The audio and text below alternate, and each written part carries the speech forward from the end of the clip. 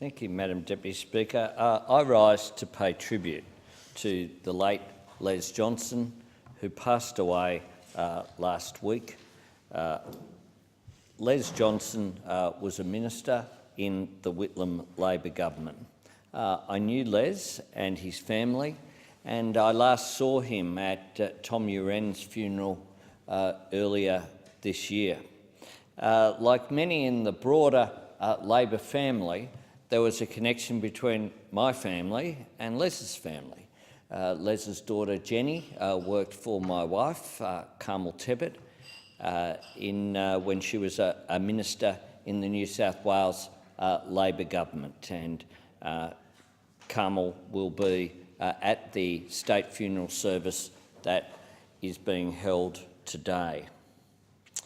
The grand old Labor giants of the former Whitlam government era are leaving us. Gough, Tom, Kep Enderby, Arthur Geitzel and others have departed just in the recent times. They were men, and they were all men, who were committed to public service. Like many in the Labor Party of that era, Les Johnson was an anti-Vietnam War campaigner, joining his friends like Tom Uren and Arthur Geitzel in that campaign. Les was the member for Hughes from 1955 right through to 1983, with a short break in between when he was defeated for one term by Don Dobie, who went on to be at a later time the member for Cook. Les Johnson indeed is one of the people who made living in the Sutherland Shire such an attractive place to live. Les, along with the likes of Arthur Geitzel as the Shire President, Maury Keane as his local state member, were great advocates for their local community. They took the beauty that is there in the Sutherland Shire, those magnificent beaches, the magnificent bays, and of course located on the edge of the Royal National Park, and ensured that for families growing up in the Shire, such as my wife, it was a fantastic place to raise a family.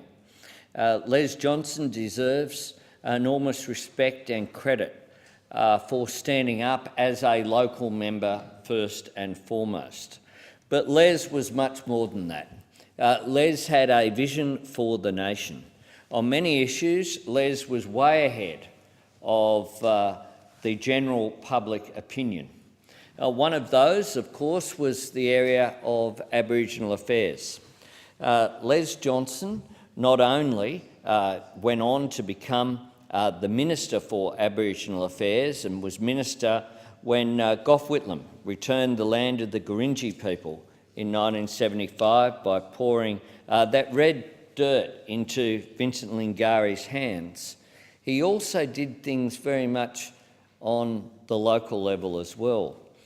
Les would hold fundraising events in his own home to raise funds to set up the Kirinari Hostel for Aboriginal high school boys. He was someone who would do things at that grassroots level without any fuss, without seeking any credit, just to make a real difference to people's lives. Les Johnson understood the importance of education, as that generation did, in providing that opportunity for people, no matter how disadvantaged their background, to do the best that they could in life. Les Johnson was the Minister for Housing in 1972 when the Whitlam government came to office, and then the Minister for Works. These ministries were combined when he became the Minister for Housing and Construction. Together, the work that Les Johnson did, along with Tom Uren, with Gough Whitlam's leadership, transformed the role of the national government in cities. Les Johnson understood that a national government that was not engaged in our cities was not one that truly represented the nation that is Australia. And in terms of the work that he did. That is a lasting legacy of which his family, of course, continued to be proud. When Labor lost government in 1975, he went on to be the opposition whip. Les was a character, and you need to have a bit of character to be in that job of corralling the disparate forces that are in our political parties.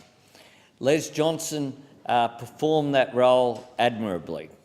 After leaving in Parliament in 1984, he was made the High Commissioner to New Zealand, an appointment that received the overwhelming support of the Parliament. Whatever people's ideological persuasion, people who came into contact with Les knew him as a good bloke, as a great Australian. In 1990, he was made a member of the Order of Australia for his public service, particularly for his service to the Aboriginal community. When he retired in 1983, I went down and worked on that campaign of his replacement in the seat of Hughes, Robert Tickner. And one of the things that struck me about that campaign was very much that Robert Tickner promised to work with the same dedication and commitment as Les Johnson. And people knew exactly what that meant, and of course Robert Tickner went on himself to have a distinguished career in the Parliament as well. In his personal life, Les was married to Gladys, known as Peg. They had 3 children, Grant, Sally and Jenny, who is well known to me. Unfortunately, their second child, Sally, died from breast cancer in 1988. Peg passed away in 2002 and Les later married Marion Sharkey. So I pass on my condolences to Marion and to Les's surviving children,